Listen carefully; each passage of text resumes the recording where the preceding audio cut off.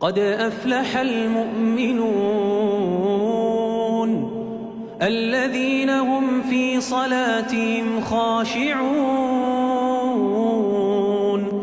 والذين هم عن اللغو معرضون والذين هم للزكاة فاعلون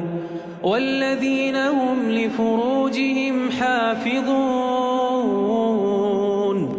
إلا على أزواجهم أو ما ملكت أيمانهم فإنهم غير ملومين فمن ابتغى وراء ذلك فأولئك هم العادون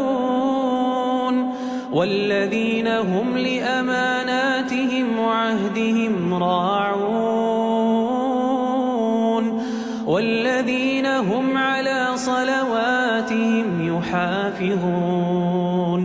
أولئك هم الوارثون الذين يرثون الفردوس هم فيها خالدون.